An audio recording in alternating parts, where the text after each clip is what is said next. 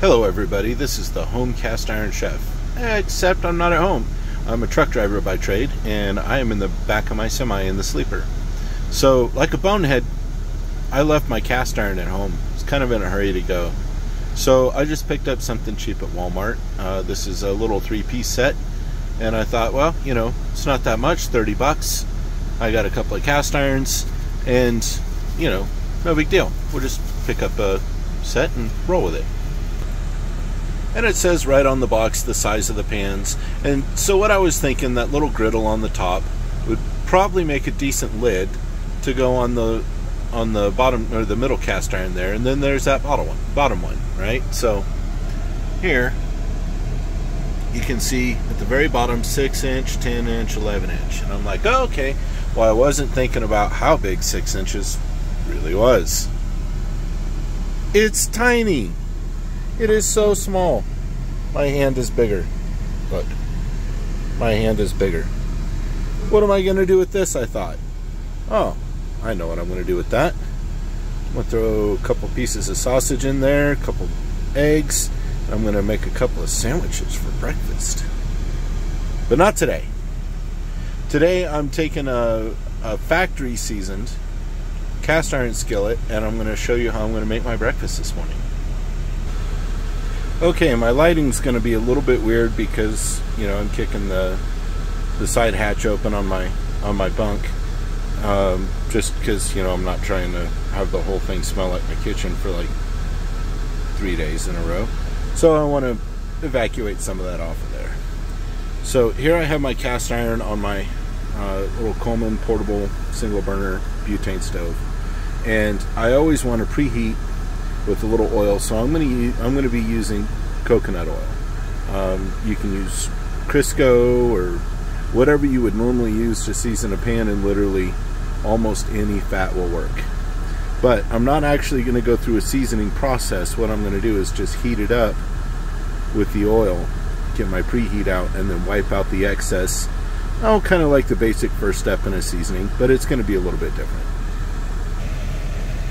Okay, I got a nice shiny coat in here, especially since this is the first time I'm using this pan. I wanted to make sure I had just a little extra. So, you know, the best way to season your pan is to use it. The more you use it, the more seasoning you get, and doing it correctly. You don't want to overheat your pan. There's a lot of do's and don'ts, but throughout this channel you'll learn all of that if you just follow me, like and subscribe if you like what you learn here, and then we will get right to cooking. You can maybe see it on camera, maybe not. I have just a slight smoke. There it is. Just a slight smoke going on. That is when I'm going to add my meat. Alright, so when I can feel the heat coming into the handle right here, that's how I know I'm pretty well good and preheated.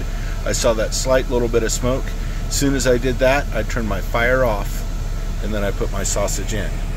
Now, that was really fast if you're taking, you know, if you, well, I say it's fast, it's a little slower, but if you're doing it really fast, you don't have to do that.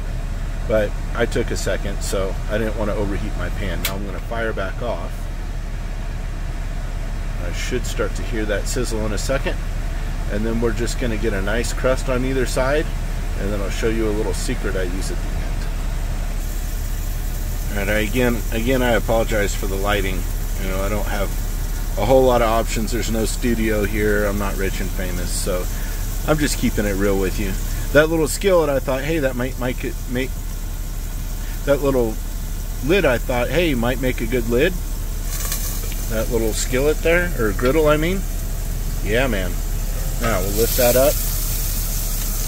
Starting to get a nice little go of it. So I found that this stove is a little intense. So sometimes I turn it off for a minute. That's why I love cast iron so much. It'll hold that heat in. And then once it starts to die down back to a temperature that's not going to scorch, then I fire it back on. But by leaving this lid on, what's going to happen is that lid is going to help hold in that heat, and it's going to help cook all the way through.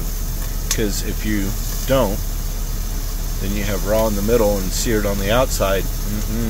We don't do that here. Alright, I got my first flip in.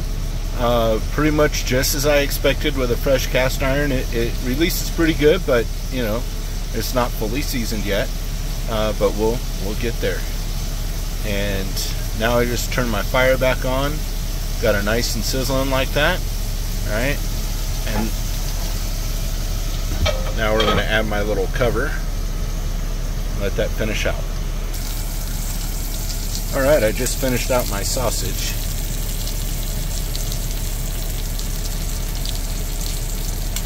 Now for part 2. All right, I got just a few little bits and pieces left in there. That brown that you see at the bottom is from the sausage. It's not rusting. And we're going to throw some eggs in there. I'm going to finish out this breakfast. All right, got my eggs in. They're starting to go pretty quick. Got my fire on high. I'm about to put the lid on and turn it off. So, take our lid. Okay, and then I'm going to fire off. That's going to give me kind of like a basted egg / sunny side up type of deal there. Let's adjust that. Never mind the semi backing up in the shot there, you know. I am a truck driver, so I'm at a truck stop. Alright, be right back with you. Alright, there we go. Basted, kind of sunny side up, little mix of the two. And just the way I like them. Breakfast is served. And I've been snacking on the sausage while this is happening, so yeah. Alright, as you can see, all my eggs came out one piece. I still have 3 sausage left. We won't talk about the 3 I snacked on while we were cooking the eggs. But for a factory seasoned cast iron on the very first try, everything came off really, really good. So we're going to clean this up, leave a little oil in it, and then we'll be back for dinner.